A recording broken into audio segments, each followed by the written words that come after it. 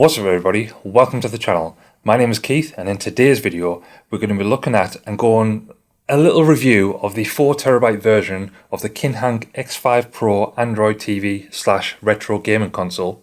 So let's get on with the show. So you may be thinking, what the hell is that? Okay, let's give it a quick breakdown in simple terms. This is a small console Android box from Kinhank which comes with either the console itself or you can buy it with a 4TB hard drive chock full of games and you can play it on the console. It has a large number of embedded hardware engines, supports up to 8K at 60 frames per second, along with having Android 12 running on the system, and it has 8GB of DDR4 RAM too. If you opt for the 4TB version, like I did, then you get the console, the 4TB hard drive, along with a power adapter, a braided 8K HDMI cable, SATA 3 cable for the hard drive, and a Bluetooth remote control which you can use as an air mouse too. The X5 Pro also comes with the GameCert T3 gamepad, which is a nice addition and great quality compared to the fake PS2 controllers that I've seen online and some of the older Kinhank consoles. This can be bought direct from Kinhank's website for $350, which is about £280 in the UK. I got mine from Kinhank on AliExpress for only £202, as there was a sale ongoing which had a massive saving, I have to say. May seem a little bit pricey for some people, but bear in mind that this is a plug-in and go console which comes with 4TB worth of games already on the hard drive, so you should have a lot of games to play from straight away as long as you just plug it in and you're good to go. This is my first ever plug-in and play style games console that I've ever purchased, and for the price I was a bit hesitant to do so, but after seeing a couple of reviews and YouTube videos I went for it to see what it was like. In the past I've used a Raspberry Pi to set up an emulator / ROM small PC. I plugged in the TV to use, but sometimes it was a chore to set up and to add new games to it and actually play it too. I hadn't done it for a while and there was always updates and stuff, but I wanted to get back into the retro gaming again, so I pulled the plug on this one. So what do you get with your package? You'll get the box with the console inside of there, instructions and a polystyrene box which has the hard drive in. You also get the controller in a box, and as I'm in the UK it came with an all-in-one international adapter. So right off the bat you may have noticed the 4TB hard drive connected to the device using the SATA cable on the side of the console, and it's just there. I would have loved to have some sort of extra compartment, even if it made the console larger, as it doesn't look the best, I don't think. I think I may look into getting a dock for this and connecting it to see how that looks and see if it's any cleaner when using it, just rather than having the cable running between the two. That was the only thing which was off-putting for me getting this originally, but I did bite the bullet and I can sort of get away with that negative. So let's jump over to Past Me, where I unbox the system and set it all up. You'll notice too that I have additional setup option, which is a portable recording hard drive which I've used to shoot the output from the device for the video, so it's in high quality. If you want a video on this, then let me know and I'll be happy to shoot something on that as well, what it is, how I use it and different features of it and stuff like that. Thanks future me. Now we're on the unboxing, so we'll take a look at what we've got. So as we said, this is the box that the console comes in. So we'll take this off,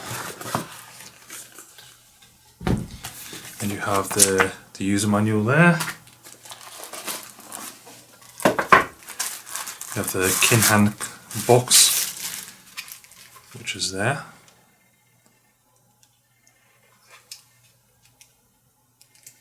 Looks quite nice. The side's got a nice matte finish, so it's not as smooth as you'd expect.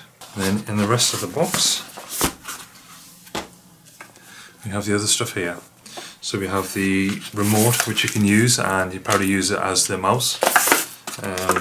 We have the power lead here, and like I said, we have the adapter so we can have it in the UK plug. We have the hard drive cable and also an 8K HDMI lead. This is the adapter here. So we'll get it opened up. Comes in a nice little bag there.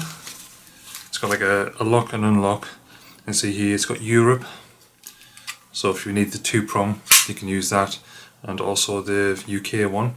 So I assume I unlock it, that's the UK plug, and I can just plug the system in there. Also got the hard drive with it. It says please connect the hard drive to the console first, then turn on the power to avoid the console not being able to recognise the hard drive. So we'll connect the hard drive first before we even turn the power on or connect the power.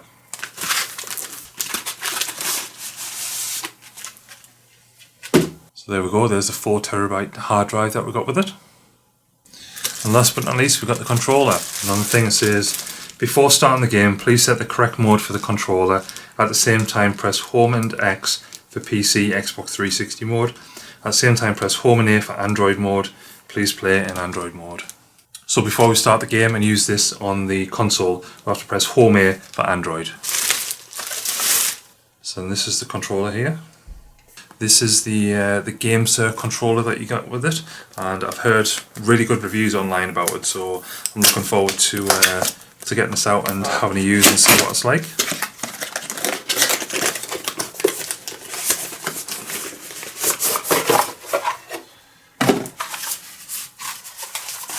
So in the packaging you get the controller here, you get the little USB dongle for it, so you can use that.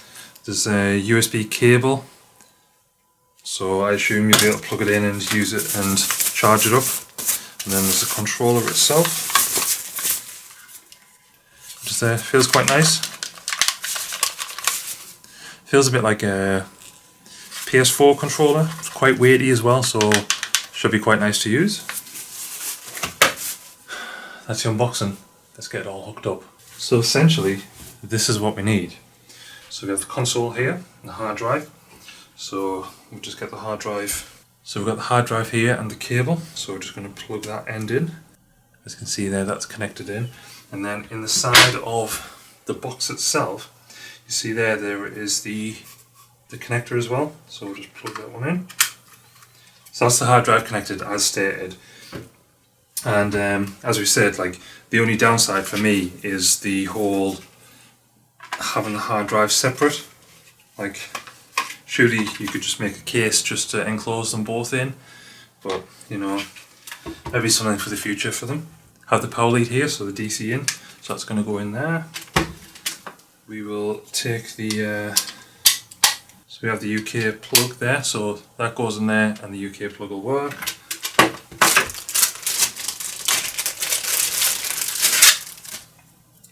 Have the HDMI lead, but for this instance when we're doing it, I'm just going to plug it into the this clear click here, just so we can see.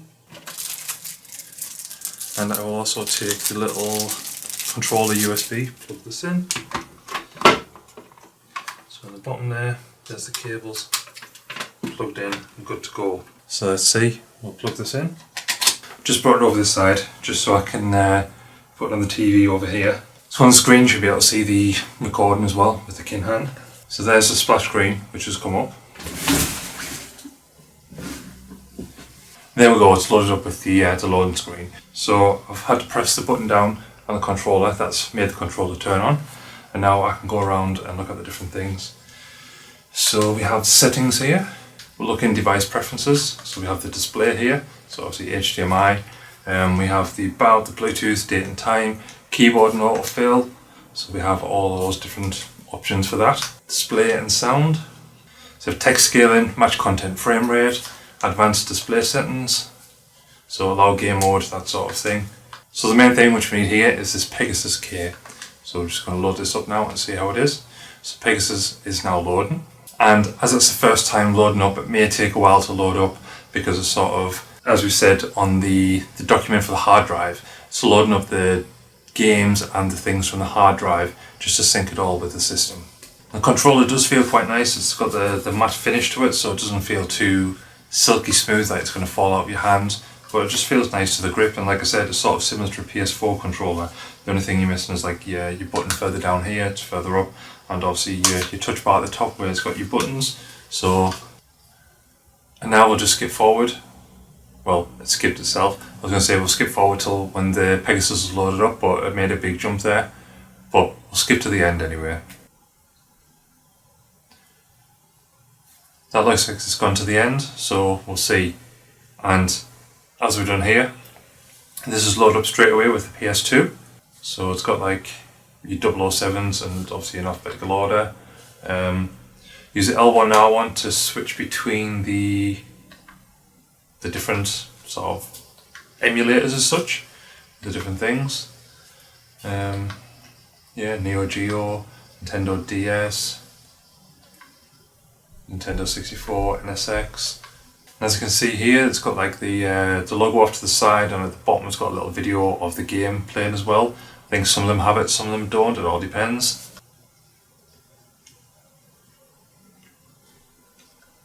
So there's loads of games on, and like this one here I've noticed is a duplicate, so Chessmaster, it's on twice.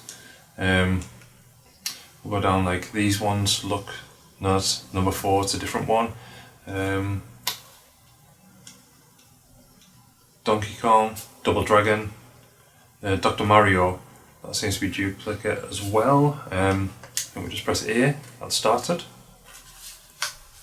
So yeah, that's loaded up now, that's got the big Nintendo screen on there of a one-player game. So you press start, yeah. So we'll have a slow speed just to get into it. I used to play this all the time and I used to love it. But we'll see if I'm any good at it still. So as you can see, it's very similar to Tetris. So you just have to sort of link the pills up, and once you do that, you'll be able to eliminate them.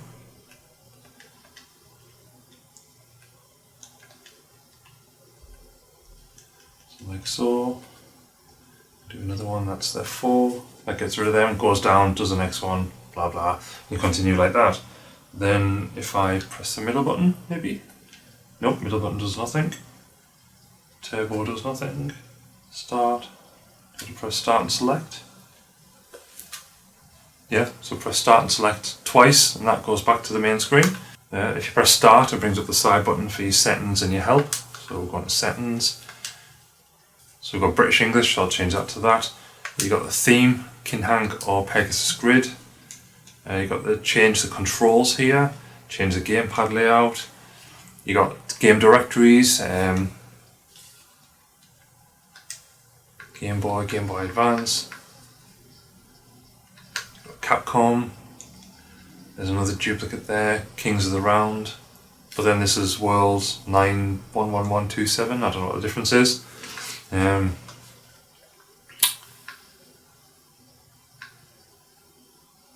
Yeah, loads of different emulators to play, so we've got like Bill and Ted's Excellent Adventure, Blockout, loads of different stuff, so we'll go through some of these later on and just sort of try out, see the emulator, see all the games that's with it and stuff like that. So then again, you can exit Pegasus and go onto this, and it was saying in here you have all the different apps, so you can have your Disney Plus, your Chrome and stuff like that, have your Chick. You got your RetroArch, so you can go in there, and that's another sort of different thing that you can use as well. So when you go in your settings here, you have some advanced settings, and if you go in here, you've got a default launcher. So instead of the MS launcher, which loads up the Android system, which we've seen here, you can set this to Pegasus K, so that'll load up Pegasus straight away for you.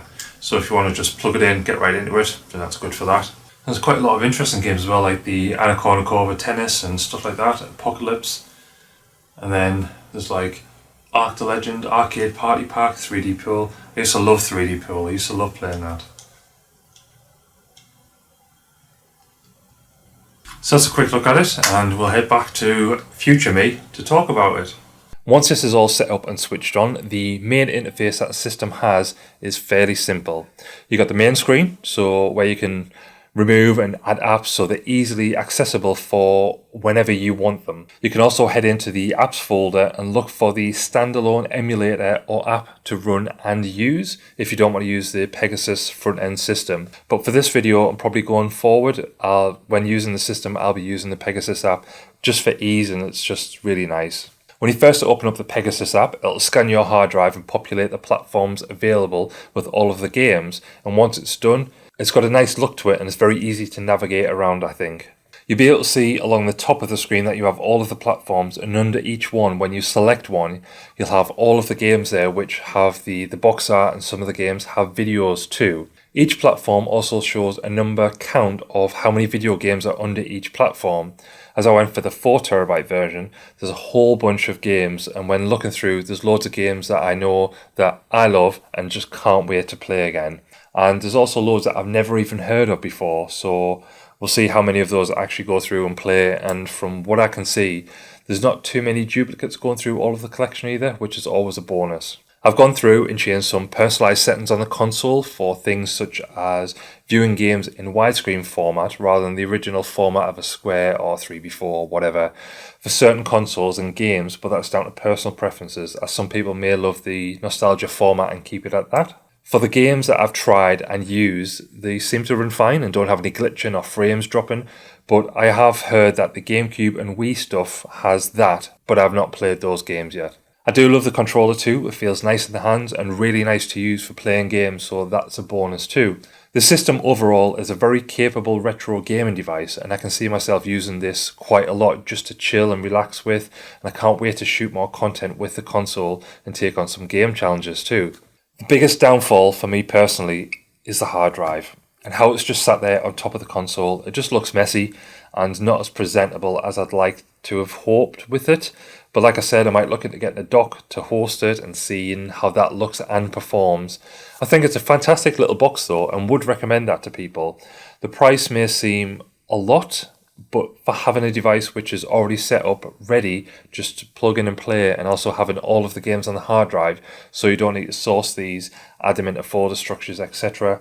It just makes things super easy and super accessible for anyone wanting to play some retro games.